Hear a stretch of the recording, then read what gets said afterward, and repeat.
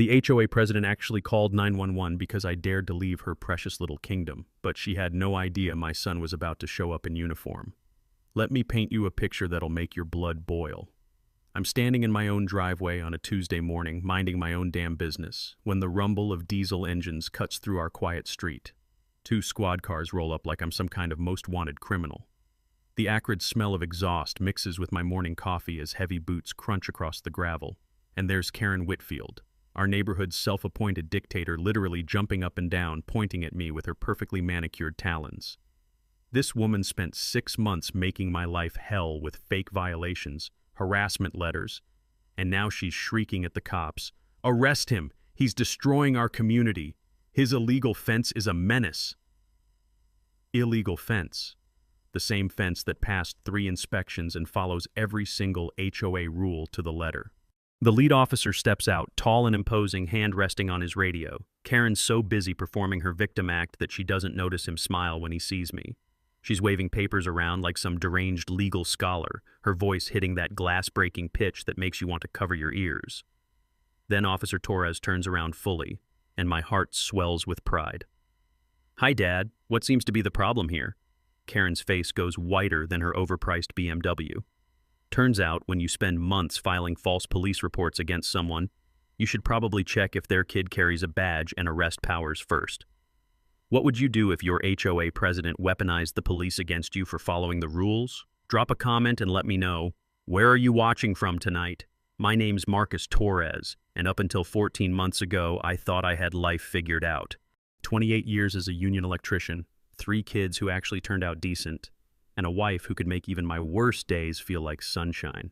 Sarah and I bought our little ranch house in Willowbrook Estates 8 years back, her dream of living somewhere safe and clean, where the kids could ride bikes without dodging potholes. Sarah passed last spring. Cancer took her fast, like it was in some kind of hurry. Left me rattling around this house with nothing but memories and our old golden retriever Buddy, who still waits by the door every evening like she might walk through it. My kids tried their best to help. Cameron's 29 now, detective with the county sheriff's department, got his dad's stubborn streak and his mom's sense of justice. Alexis works as a nurse downtown, 26 and too smart for her own good. Tyler's the baby at 22, finishing college on an engineering scholarship. They all wanted me to sell the house, move closer to one of them. But this place still smells like Sarah's lavender soap in the master bathroom, and I wasn't ready to let that go. The HOA seemed harmless enough when we moved in. $1,200 a year to keep the common areas nice, maintain the little playground, and run the clubhouse where nobody ever held any actual events. The rules were simple. Keep your grass cut. Don't paint your house neon green. Don't park boats in the driveway. Basic stuff that any decent neighbor follows anyway. Then Karen Whitfield decided she needed a hobby. Karen's been the HOA president for 6 straight years, mainly because she's the only person crazy enough to want the job. She's 48, married to some real estate lawyer named Preston, and drives a white BMW X5 with vanity plates that read HOPRES. Not even kidding. Their house is this massive colonial 4,800 square feet of constant construction noise because Karen's always improving something. But Karen's real talent isn't home renovation. It's finding new and creative ways to make your life miserable while pretending she's maintaining community standards. It started small. Karen would cruise the neighborhood in her BMW, clipboard in hand, measuring grass height with an actual ruler. She'd time people's sprinkler systems to catch violations of watering restrictions that didn't exist. But mostly she'd take pictures. Endless, obsessive photographs of garbage cans positioned 6 inches wrong, holiday decorations left up one day too long, cars parked at slightly imperfect angles in their own driveways. The breaking point came last October when I decided to install a privacy fence around my backyard. Nothing fancy, just a 4-foot cedar fence so Buddy could wander around without me worrying about him wandering into the street. I researched the HOA guidelines, got 3 contractor quotes, pulled the proper permits, everything by the book. The fence went up on a Wednesday. Thursday morning, Karen's clicking down my sidewalk in her designer heels, measuring tape and clipboard in hand. The smell of fresh cedar shavings mixed with her overpowering perfume, some flowery assault that probably cost more than my electric bill. This fence, she announced, waving perfectly smooth legal papers, violates our aesthetic harmony clause. I pulled out my copy of the HOA rules, pointed to section 4.2 clearly stating that fences under 4 feet require no approval. Karen's nostrils flared like an angry horse. The rules, she said, lips pursed tight enough to crack walnuts, are subject to interpretation by the board. You mean subject to interpretation by you, I replied, since you are the board. That's when I learned Karen's favorite phrase, 72 hours or $500 daily, fine. I provided contractor receipts, permit documentation, city inspection certificates, didn't matter. Karen threatened an emergency board meeting to change the rules retroactively, because apparently when you're the HOA president, you can just make up new laws whenever someone hurts your feelings. That fence became Karen's obsession. Every morning at exactly 7 a.m., she'd march past my house, photographing it from different angles like she was building a criminal case. Every afternoon, she'd measure the height again, hoping maybe it had grown overnight into violation territory. But the fence was just the beginning. Karen had found her new favorite target, and she was just getting warmed up. December rolled around, and I figured maybe the holidays would give Karen something else to focus on. Sarah always went all out for Christmas, not crazy overboard, but warm and welcoming. Lights outlining the roof line, a wreath on the door, maybe some garland around the porch posts, simple stuff that made the house feel alive again. I was up on the ladder the Saturday after Thanksgiving, stringing LED lights along the gutters when I heard the familiar click-click of designer heels on concrete. Karen appeared at the end of my driveway like some perfectly groomed vulture, clipboard clutched to her chest. "Those lights," she called out, not even bothering with a greeting, "are excessive." I looked around. My display was modest compared to the house 2 doors down, which looked like a casino exploded. Across the street, the Johnsons had inflatable reindeer that could probably be seen from space. But apparently my simple string of warm white LEDs was the real menace to society. "Excessive how?" I asked, climbing down from the ladder. Karen flipped through her papers with theatrical precision. The energy conservation guidelines clearly state that holiday displays must not exceed reasonable consumption standards. Here's the thing about HOA rules. They're supposed to be written down somewhere. I'd read our community guidelines front to back 3 times. There was no energy conservation clause. There was no mention of reasonable consumption standards. Karen was literally making stuff up on the spot. "Show me that rule," I said. "It's being drafted," she replied, which is HOA speak for, "I'm going to invent this rule right after I leave your driveway." She handed me a violation notice, already filled out, like she'd written it before even seeing my lights. $200 per day starting December 20th if I didn't comply with the energy conservation guidelines.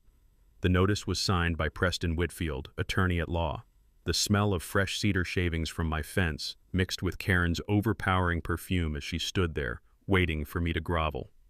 Instead, I did something that clearly wasn't in her playbook. I smiled.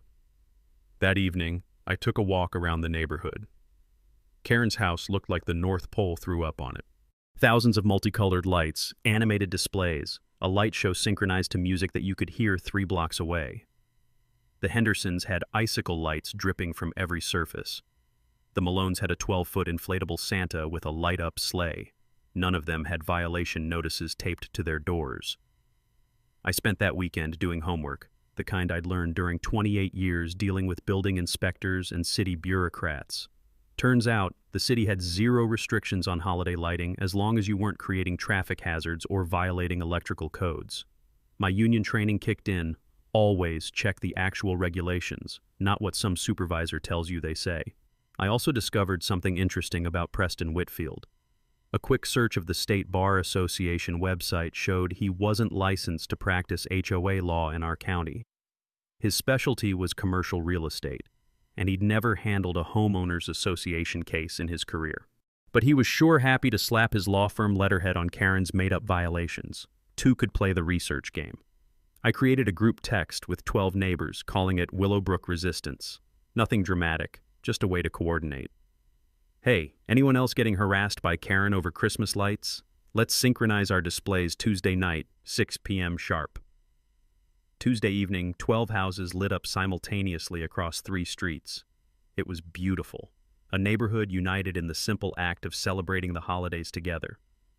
The smell of hot chocolate drifted from the Martinez's front porch where they'd set up a little cocoa stand for the kids. The sound of laughter echoed off the frost-covered lawns as families came out to see our coordinated display. Karen's BMW came screeching around the corner like she was responding to a 5-alarm fire. But here's what really got under her perfectly moisturized skin. She couldn't write violation notices to everyone at once without admitting she'd been selectively targeting people. And if she tried to take on the whole neighborhood, she'd have to enforce her fake energy conservation rule against her own house, which was using more electricity than a small shopping mall. The next morning brought Karen's counterstrike. I found a different kind of notice in my mailbox. She'd called the city's code enforcement office reporting a fire hazard at my address. She'd told them I was running illegal electrical connections that posed a danger to the neighborhood. The inspector who showed up was Rick Gonzalez, a guy I'd worked union jobs with 15 years back. Rick took one look at my professional-grade installation, properly weather-proofed connections, GFCI protection, load calculations that exceeded safety standards, and just shook his head. "Marcus, this is the cleanest holiday lighting job I've seen all season," he said, pulling out his inspection tablet. "Whoever called this in was wasting everyone's time." Then Rick mentioned something that made my blood run cold, his voice dropping to that careful tone inspectors use when they're telling you something off the record. "You're the 4th call I've gotten this month from this address range. Same complainant each time. Lady keeps filing false safety reports." That's when I realized Karen wasn't just being petty. She was weaponizing city services, filing false reports to harass neighbors she didn't like. And if she was doing it to me, she was probably doing it to others. Filing false reports with city agencies can actually get you in serious legal trouble if someone decides to push back something I filed away for future reference. The sound of extension cords snapping together in the cold winter air became the soundtrack of our rebellion. Every evening, more houses joined our synchronized light show. Karen would drive by in her BMW, engine revving with frustration, her face visible through the windshield twisted into something that looked like constipated rage. But there wasn't a damn thing she could do about it. 12 houses following the exact same rules she'd tried to use against me. The beautiful irony of community solidarity wrapped in Christmas lights.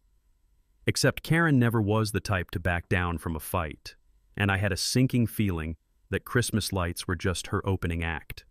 January brought a cold snap that made everything brittle, the air, the ground, and apparently Karen's patience.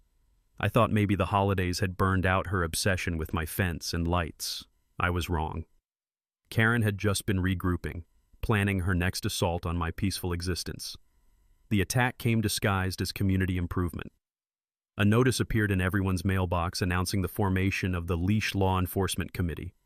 And the committee consisted of Karen Whitfield, chairwoman, and her loyal sidekick Martha Pembroke, a 70-year-old busybody who spent her retirement years timing how long people left their trash cans at the curb. Their first target? My 12-year-old golden retriever, Buddy. Now, Buddy's about as aggressive as a stuffed animal. His daily routine involves sleeping 18 hours, eating, and occasionally wandering onto the front lawn to retrieve the morning newspaper while I watch from the porch with my coffee. He's never been off-leash unsupervised, never bothered another soul, and his biggest crime against humanity is shedding on the couch. But according to Karen's newly minted pet policy, Buddy was a menace to society. The violation notice arrived on a Tuesday, hand-delivered by Karen herself. She stood at my front door in her designer snow boots, clipboard pressed against her puffy winter coat like armor. The paper she handed me accused Buddy of aggressive off-leash behavior in violation of community safety standards. "He walked onto my lawn," I said, reading the absurd charges, "to get the newspaper while I was standing 10 feet away." Karen's breath made little puff clouds in the freezing air as she spoke. "The leash law clearly states that all animals must be restrained at all times when outside the owner's fenced area." "What leash law?" I asked. "Show me where it's written." She pointed to a paragraph in the violation notice that referenced established community pet policies as outlined in the safety addendum. Another made-up rule. Karen was getting creative with her fictional legislation. $300 fine, she continued, plus mandatory pet behavioral assessment by a certified animal specialist. That's an additional $400. The smell of January snow mixed with her perfume as she stood there, waiting for me to collapse under the weight of her bureaucratic terrorism. Instead, I did something that clearly wasn't in her script. I pulled out my phone and started recording. "Just documenting this for my records," I said with a smile. "You don't mind, do you?" Karen's face flushed red enough to melt the frost on her Mercedes windshield. She mumbled something about 14 days to comply and clicked away down my sidewalk, her heels struggling for purchase on the icy concrete. That afternoon, I made a trip to the hardware store. Not for pet supplies, for security cameras. My years wiring commercial buildings had taught me that the best defense against workplace harassment was documentation. Every contractor learns that lesson the hard way when some supervisor tries to blame you for their screw-up. I spent the weekend installing a simple but comprehensive system. 4 cameras covering my property perimeter, all perfectly legal since they only recorded my own land. The cameras were weatherproof, motion-activated, and backed up to cloud storage automatically. Monday morning brought the first payoff. Karen's daily surveillance walk was captured in perfect high definition. There she was, trespassing on my property to photograph Buddy's food bowl, measuring the length of his chain, and here's the beautiful part, letting her own cat roam freely through 3 different yards. Snowball, Karen's pristine white Persian, apparently wasn't subject to the same leash law that terrorized poor Buddy. The footage showed Snowball stalking birds at the Hendersons' feeder, using the Martinez's garden as a litter box, and generally violating every pet policy Karen had invented for everyone else. But Karen's husband Preston wasn't about to let a little thing like hypocrisy slow down their harassment campaign. 3 days later, I found a cease and desist letter in my mailbox demanding I remove the security cameras immediately. The letter claimed my cameras violated neighborhood privacy standards and threatened legal action if I didn't comply within 72 hours. Time for some professional advice. My union benefits included legal consultation, so I scheduled a call with their attorney. Turns out, property owners can install security cameras anywhere on their own land as long as they don't record neighbors' private areas, which mine didn't. The lawyer actually laughed when I read him Preston's letter. "Tell you what," he said, "send me copies of everything they've sent you. This looks like harassment disguised as legal process." That's when things got interesting. My lawyer did some digging and discovered that Preston's law firm represented the HOA management company. Every violation fee Karen collected, Preston's firm got a percentage. They weren't just harassing me for kicks. They were literally profiting from it. I organized a responsible pet owner meetup in the neighborhood park that Saturday. 15 people showed up with their dogs, including 3 others who'd received similar violation notices from Karen's pet patrol. We compared notes while our dogs played in the snow, their breath creating little fog clouds in the cold air. Turns out Karen had been systematically targeting pet owners whose dogs she didn't like, which seemed to be every dog except her own cat. The Johnson's lab mix got cited for excessive barking during a thunderstorm. The Malone's elderly beagle was written up for aggressive posturing when it wagged its tail at a neighbor child. But here's where Karen made her first real mistake. In her zeal to persecute Buddy, she'd filed a formal complaint with the county animal control office, claiming my dog was a public safety hazard. She'd also sent copies of her violations to the city, demanding they investigate my negligent pet ownership. What Karen didn't know was that animal control keeps detailed records of all complaints. And when you file multiple false reports, especially against the same person, it starts looking less like concerned citizenship and more like harassment. The crunch of January snow under our boots became the soundtrack of our informal resistance meeting. Dog owners sharing stories, comparing Karen's ridiculous citations, and slowly realizing we weren't alone in dealing with her manufactured crises. By February, Karen's pet patrol had backfired spectacularly. Animal control had investigated her complaints and found 0 evidence of dangerous dogs in our neighborhood. Meanwhile, 3 neighbors had filed counter-complaints about Snowball's destructive roaming behavior.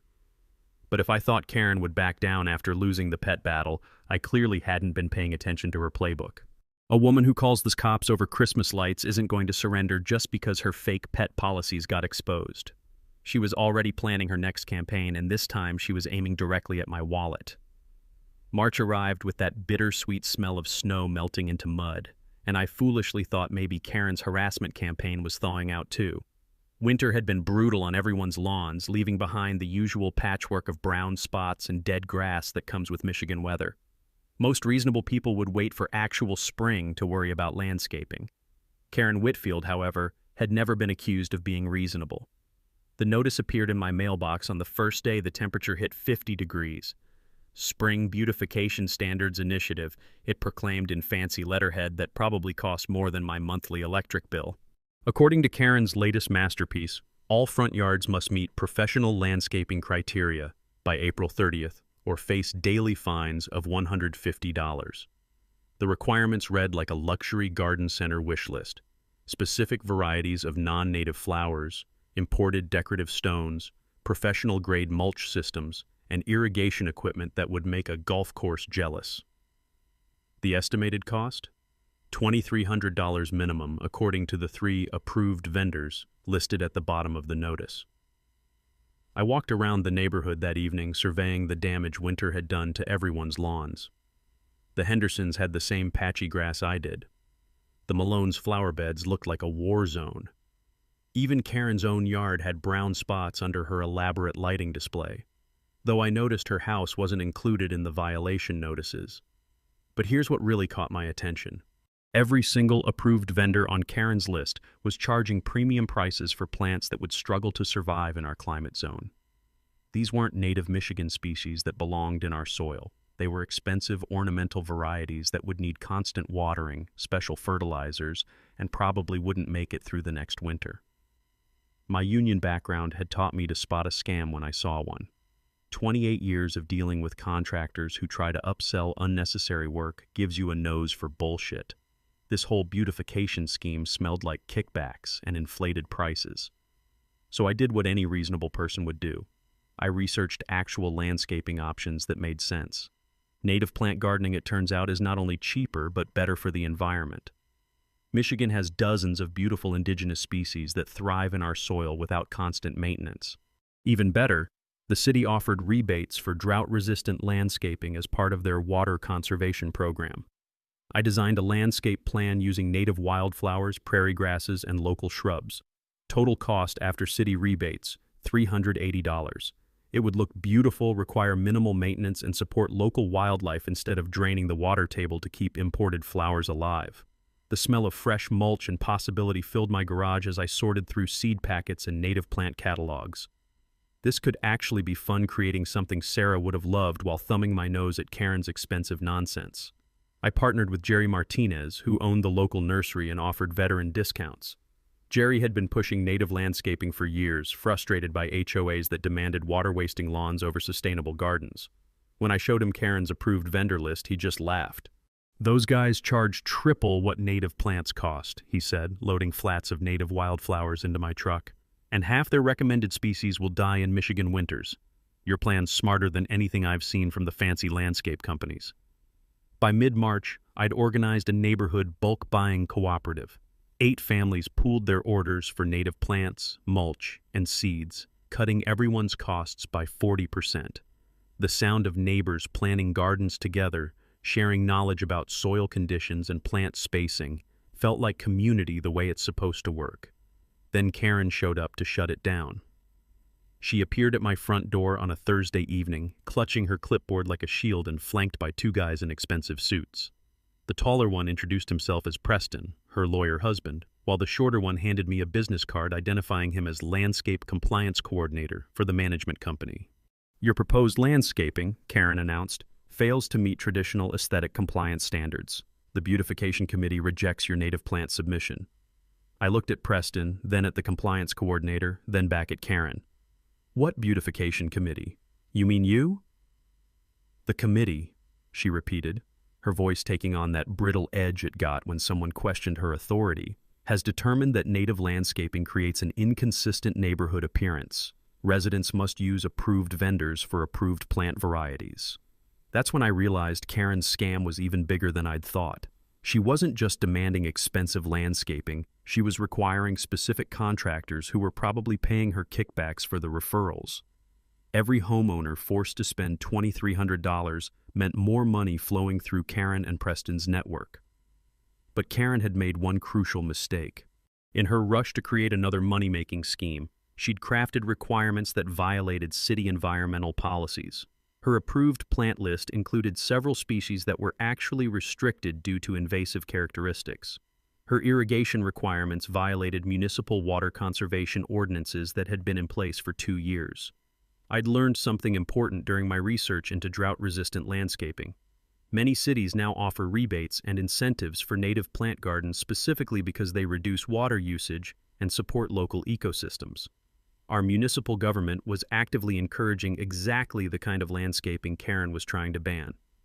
The next morning, I made an anonymous call to the city's water conservation office, reporting an HOA that was requiring residents to violate municipal water restrictions.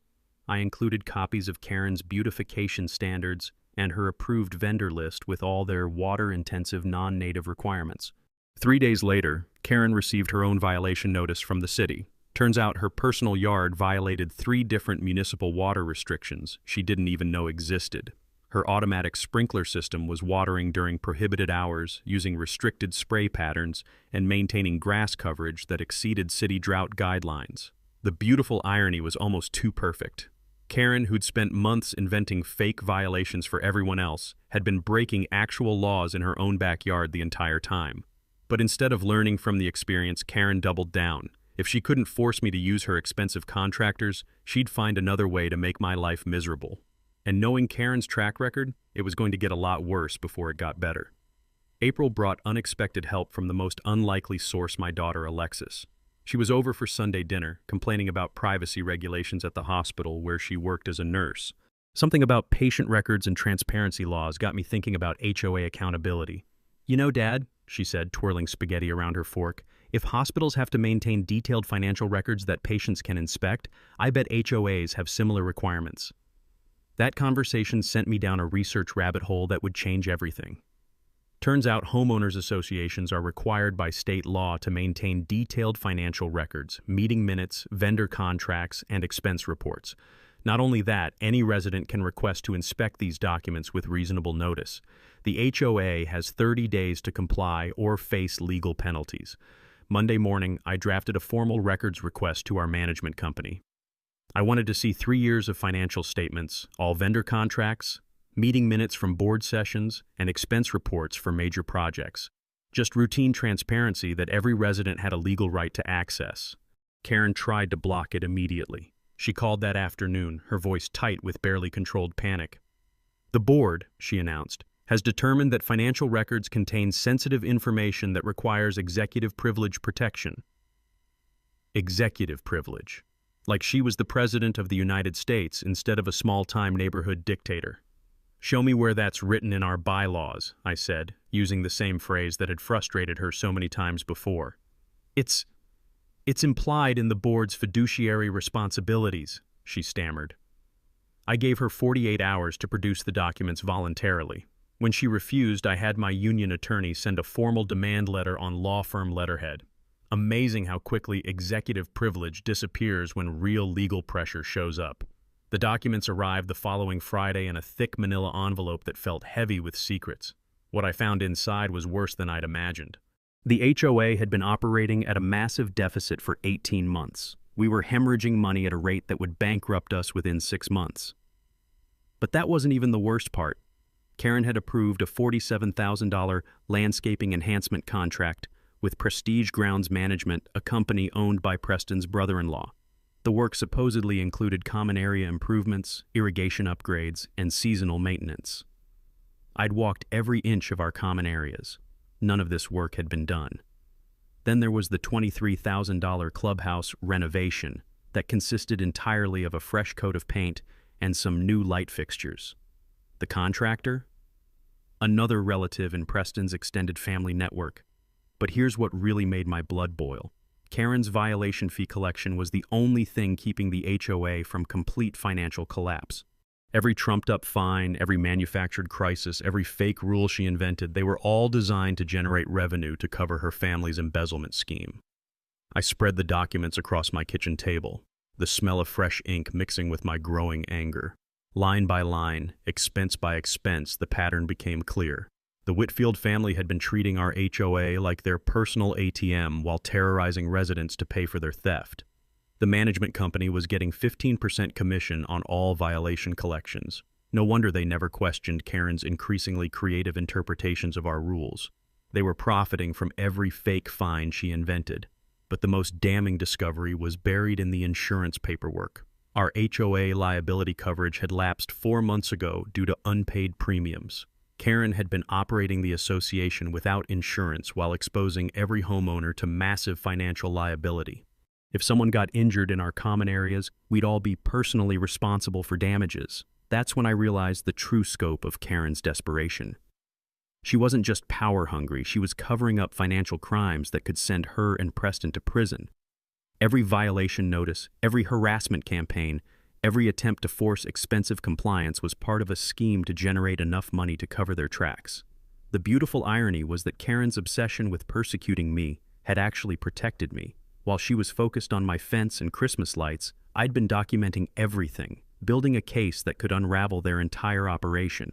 I made copies of every document and secured them in 3 different locations. Then I started making phone calls. The State Attorney General's office has a specific division that handles HOA fraud cases. They were very interested in reviewing detailed financial records from a community association that appeared to be systematically defrauding its residents. But I also realized something that chilled me to the bone. If Karen discovered that I'd uncovered her financial crimes, she wouldn't just escalate her harassment, she'd become dangerous. Desperate people do desperate things, and Karen Whitfield was about to become very, very desperate. The next phase of this war wasn't going to be about fence heights or Christmas lights. It was going to be about covering up financial crimes, protecting reputations, and a woman who'd already shown she was willing to weaponize police reports to get what she wanted. I needed allies, and I needed them fast. Saturday morning, I fired up the coffee maker extra strong and sent a group text to the Willowbrook Resistance. Emergency backyard meeting 2 p.m. Bring lawn chairs and an open mind. Trust me on this one. By 2:15, 14 neighbors had gathered around my patio table, creating an impromptu war council that looked like a neighborhood barbecue planning committee. The smell of fresh-cut grass mixed with coffee and determination as I spread the HOA financial documents across the table like battle plans. Before we start, I said, what I'm about to show you might make you angry. Hell, it should make you angry, but more importantly, it's going to make you want to fight back. Dorothy Malone, a retired accountant with sharp eyes behind wire-rimmed glasses, leaned forward. Marcus, you look like someone who just discovered their accountant's been stealing from them. Close, I replied. More like someone who discovered their HOA president's been stealing from all of us. For the next hour, I walked them through Karen's financial shell game. Dorothy took notes, occasionally whistling under her breath as the numbers painted their ugly picture. Linda Martinez, who worked as a paralegal downtown, asked probing questions about contract dates and vendor relationships. This is systematic fraud, Linda said, tapping her pen against the vendor contracts. Karen and Preston have been using the HOA as their personal piggy bank while manufacturing violations to cover their theft. The group's energy shifted from curiosity to outrage as the scope of the Whitfield scheme became clear. Jerry Martinez, the nursery owner, recognized 2 of the landscaping contractors from Karen's approved vendor list. I know these guys, he said, shaking his head. They charge triple market rates and do half the work. Nobody uses them unless they're getting kickbacks. Dorothy volunteered to conduct a full forensic audit of the HOA's finances, pro bono. Her accounting firm had handled several fraud investigations, and she knew exactly what red flags to look for in the documentation. Linda offered to research our legal options under state HOA laws and consumer protection statutes. Here's what I think we need to do, I said, pulling out a legal pad covered with notes from my union days. We coordinate a comprehensive response that hits them from multiple angles simultaneously. The plan we developed over the next 2 hours was beautiful in its simplicity. First, everyone would stop paying violation fees immediately, not out of spite, but because those fees were funding criminal activity. Instead, we'd pool that money into a legal defense fund. Linda calculated that if all 14 households redirected their violation payments, we'd have over $8,000 for legal fees within a month. Second, Dorothy would complete her audit and prepare a formal complaint for the State Attorney General's office. These AG offices have specialized HOA fraud divisions that can launch criminal investigations, freeze assets, and remove corrupt board members. Third, Linda would file a petition for emergency HOA elections under state law. Karen's failure to hold proper elections for 3 years was a violation of our bylaws that could invalidate her entire presidency.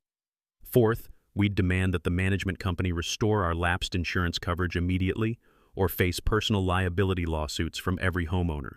But here's where my union organizing experience became crucial. I'd learned that the key to winning against entrenched power is coordination and documentation. Every neighbor needed to document every interaction with Karen, save every violation notice, and record every board meeting. The beautiful thing about fighting corruption, I explained, is that corrupt people can't help but create evidence of their crimes.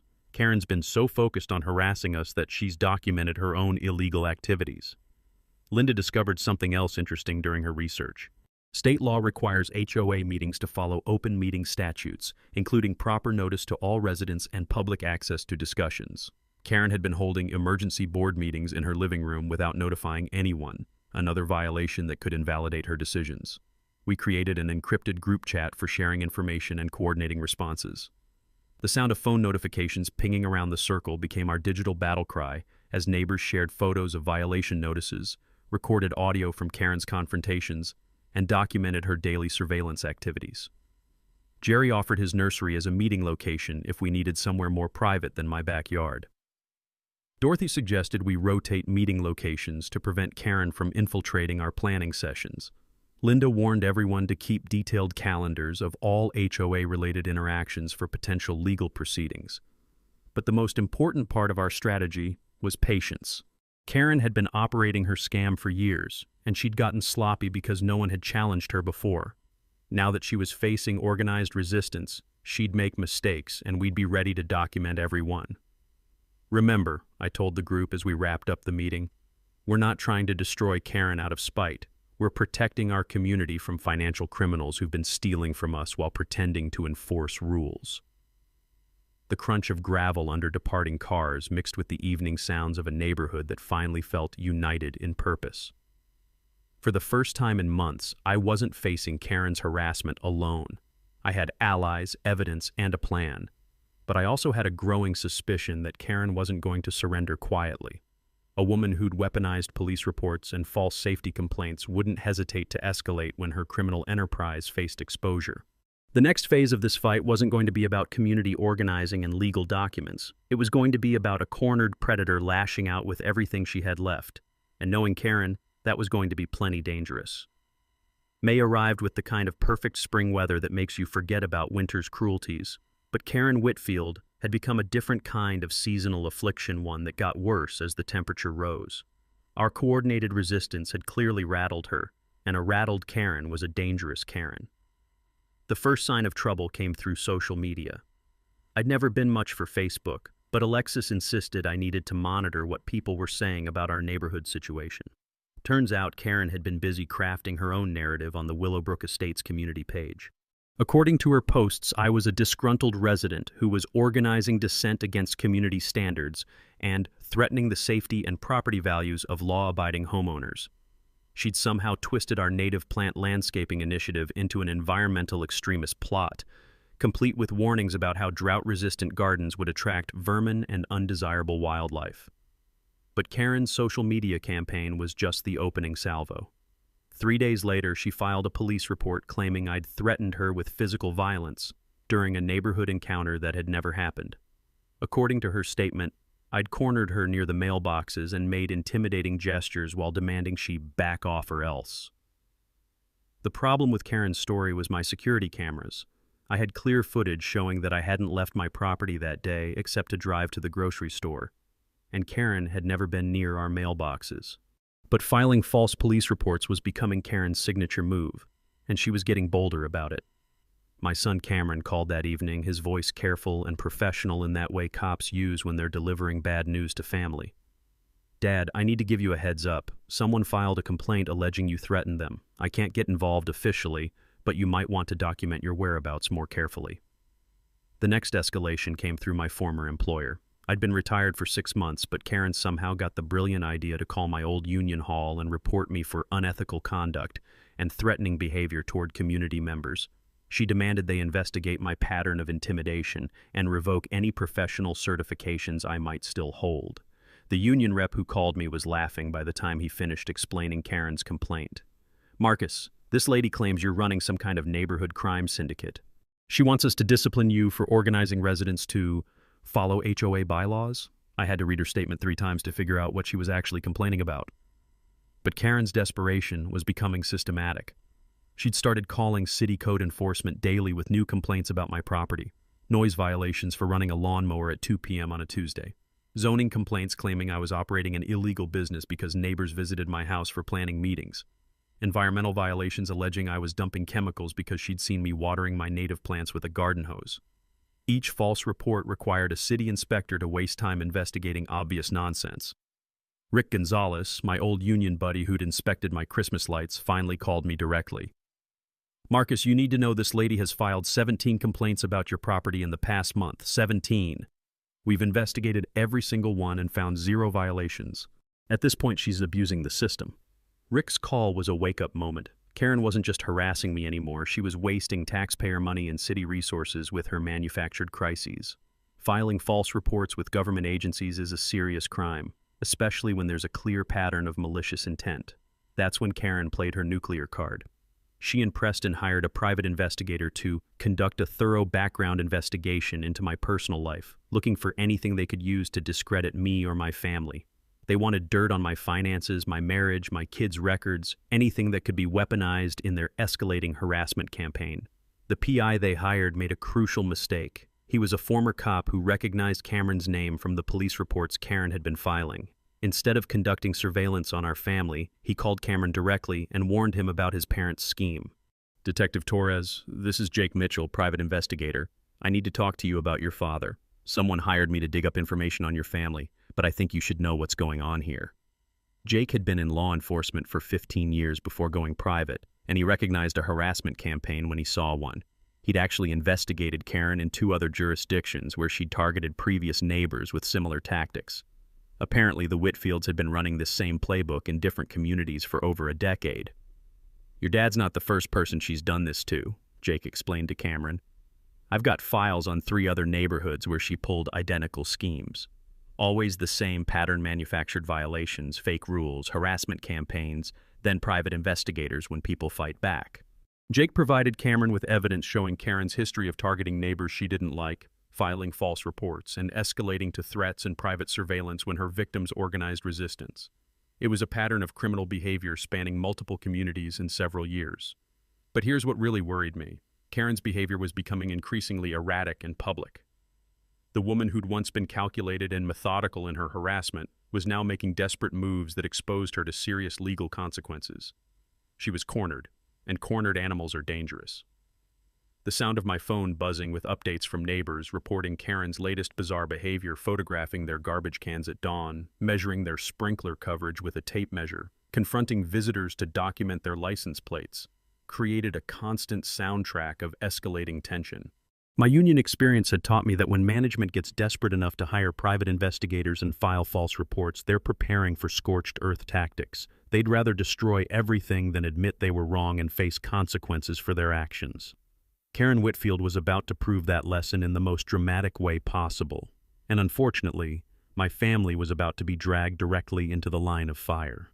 June arrived like a fever breaking, and Karen's behavior reached levels of desperation that would have been comedic if they weren't so potentially dangerous.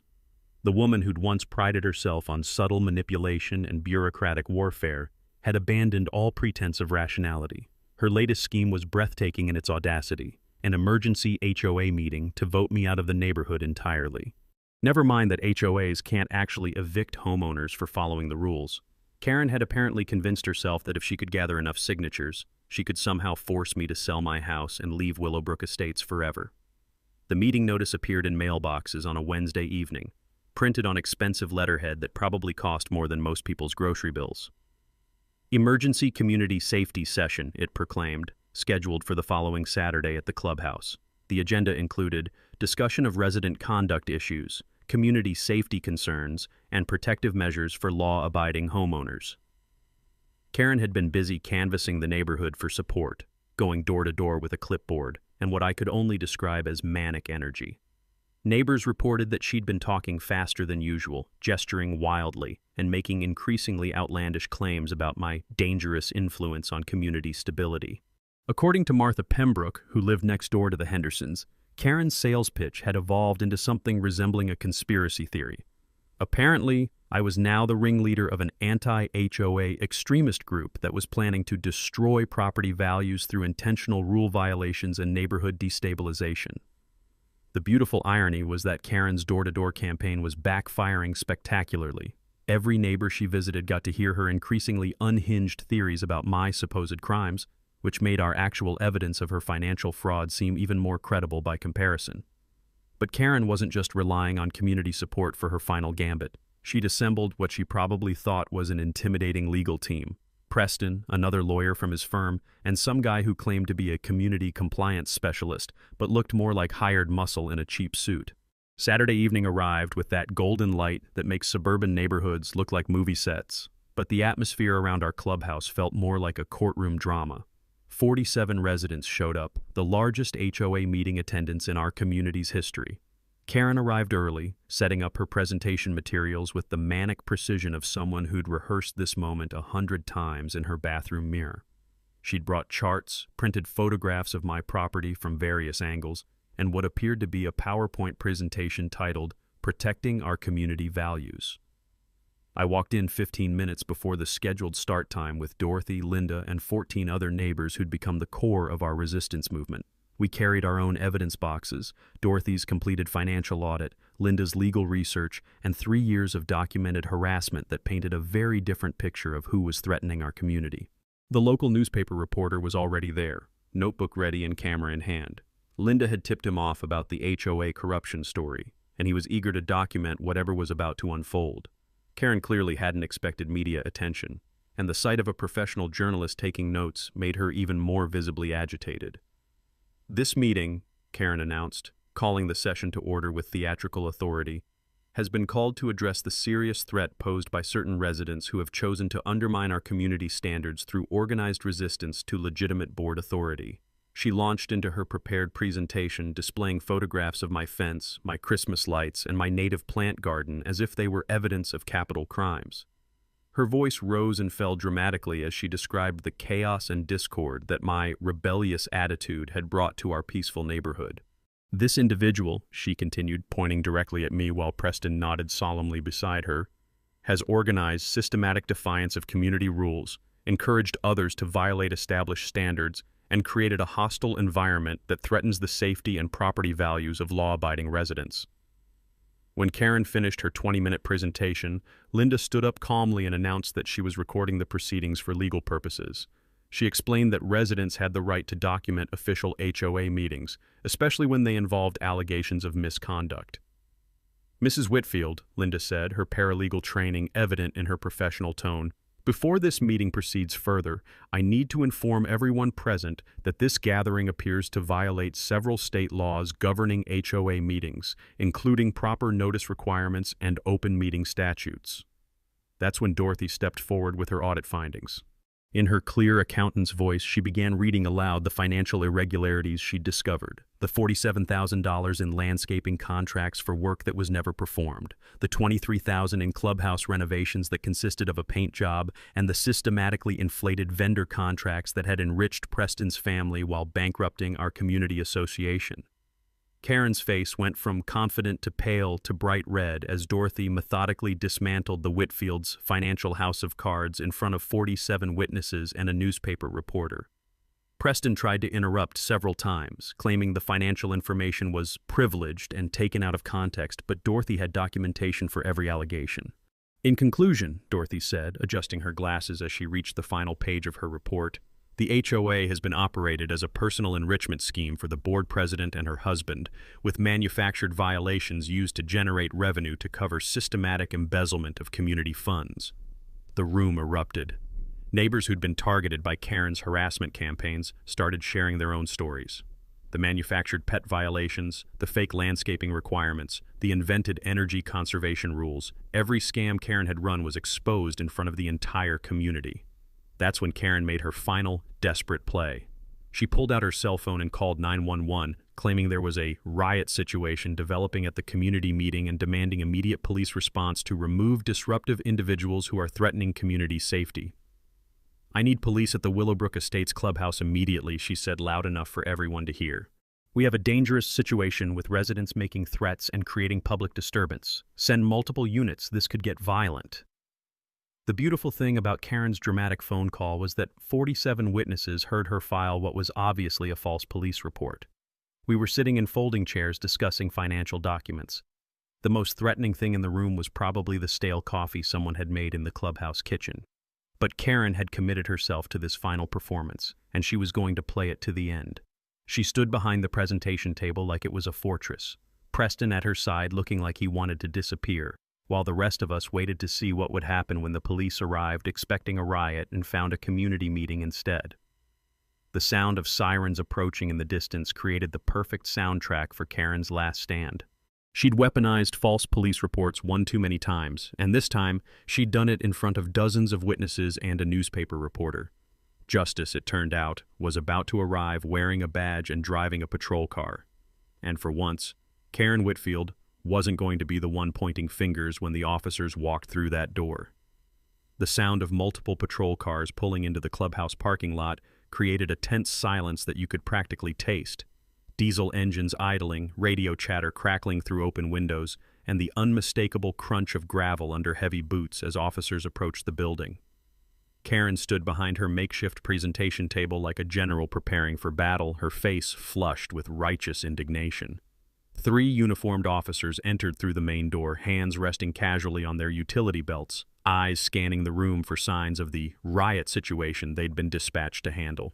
What they found instead was 47 people sitting quietly in folding chairs, surrounded by financial documents and poster boards that looked more like a PTA meeting than a public disturbance. The lead officer, a tall sergeant with graying temples, looked around the room with the practiced eye of someone who'd responded to thousands of calls over his career. "We received a report of a disturbance at this location. Can someone explain what's going on here?" Karen practically launched herself from behind the table, pointing dramatically at me like she was identifying a fugitive. "Officer, thank you for responding so quickly. That man," she declared, her voice carrying that shrill edge it got when she was really worked up, "has been threatening our community, organizing illegal activities, and creating a dangerous situation for law-abiding residents." The sergeant looked from Karen to me, then to the room full of neighbors sitting peacefully with notebooks and coffee cups. "Ma'am, can you be more specific about the nature of these threats?" "He's been systematically violating community standards, organizing resistance to legitimate board authority, and intimidating residents who try to enforce our rules," Karen continued, her gestures becoming more animated with each accusation. "He's created a hostile environment that threatens everyone's safety and property values." That's when the second officer turned around from where he'd been surveying the room, and my heart filled with that special kind of pride that only a parent can feel. Detective Cameron Torres, in full uniform, complete with sergeant stripes, and that confident bearing that comes with years of experience and natural authority. "Hi, Dad," he said with a slight smile. "What seems to be the problem here?" The transformation in Karen's face was something that 47 witnesses and 1 newspaper reporter would never forget. The color drained from her cheeks faster than water down a storm drain, her mouth opening and closing like a fish, gasping for air. Preston, standing beside her, looked like he'd rather be anywhere else on earth. This is," Karen stammered, clearly trying to process how the officer she'd called to arrest me had just addressed me as Dad. Cameron maintained his professional demeanor, pulling out his notebook with practiced efficiency. "Ma'am, you called 911 reporting a riot situation with threats of violence. Can you explain specifically what threats were made and by whom?"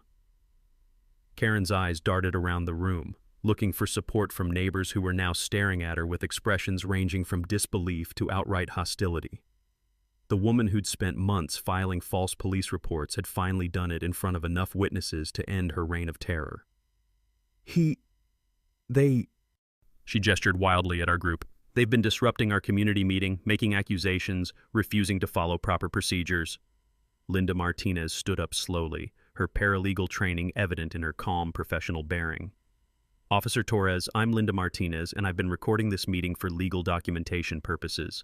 Mrs. Whitfield called this emergency session to demand that Mr. Torres be removed from the neighborhood for alleged rule violations. We responded by presenting evidence of systematic financial fraud committed by Mrs. Whitfield and her husband. She handed Cameron a folder containing Dorothy's audit findings, the documented harassment timeline, and copies of every false police report Karen had filed over the past 6 months. Mrs. Whitfield has filed 17 false complaints with city agencies, multiple fraudulent police reports, and has been systematically embezzling HOA funds while manufacturing violations to cover her theft, Linda continued. Tonight's 911 call appears to be another false report in a documented pattern of abuse of emergency services. Cameron reviewed the documents with the thorough attention that had made him a respected detective. Meanwhile, Karen was becoming increasingly agitated, realizing that her final gambit had backfired spectacularly. "This is a setup," she declared, her voice reaching that glass-breaking pitch. "You're all conspiring against me. This is harassment. I demand you arrest these people for threatening me." The newspaper reporter was frantically scribbling notes while his photographer captured Karen's meltdown for the front page of next week's community section. Dorothy Malone sat calmly in her folding chair, financial documents spread before her like evidence in a courtroom. Cameron looked up from the documentation, his expression shifting from professional interest to serious concern.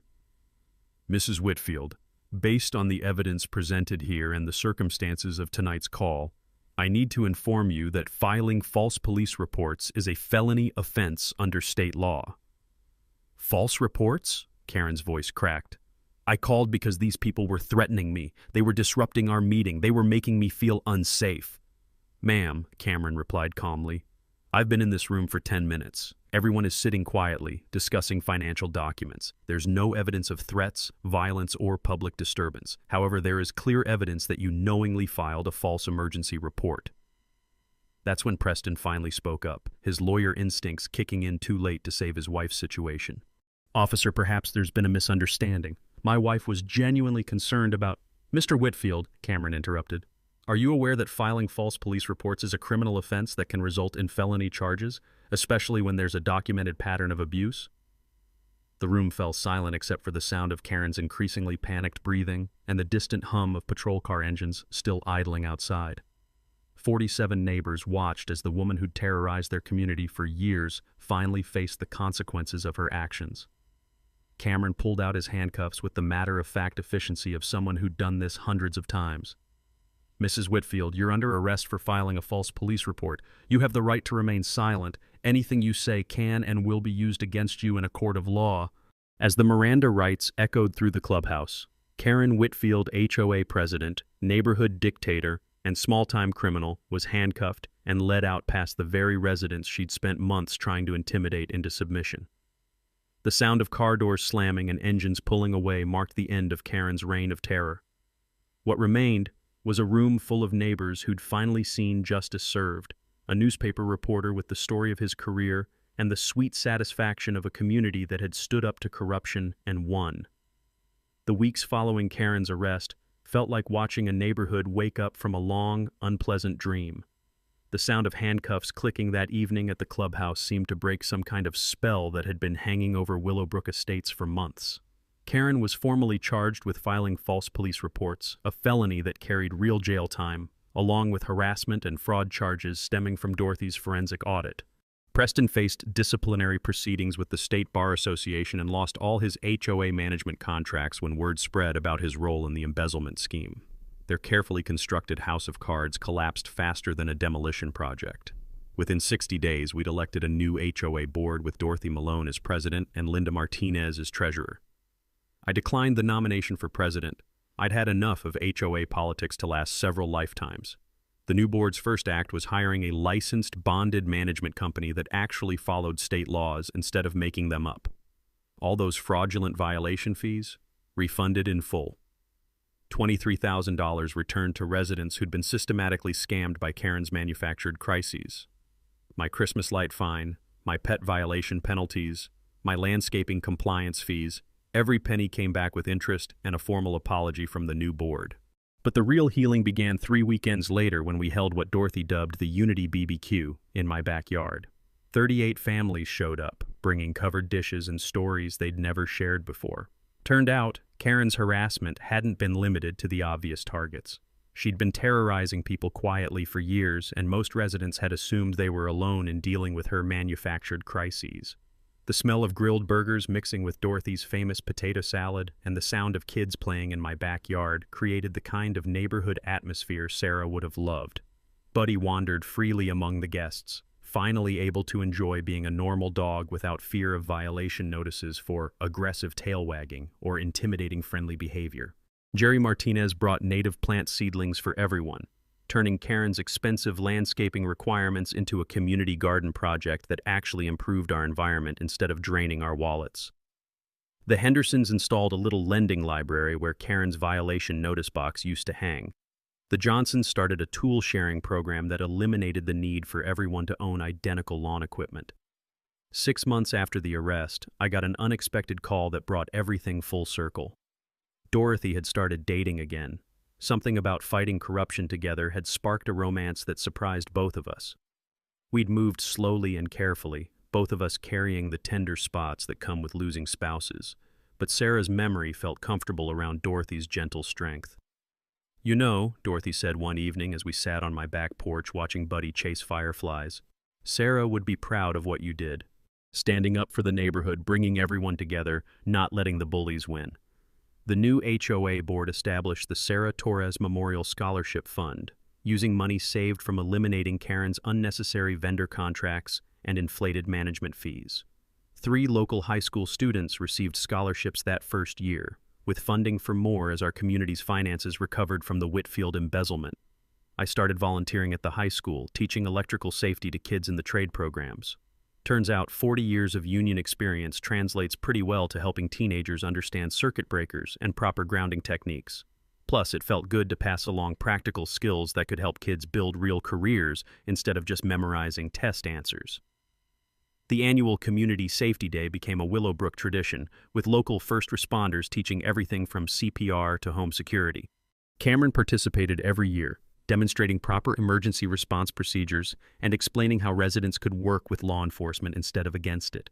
No more false reports, no more manufactured crises, just neighbors helping neighbors stay safe.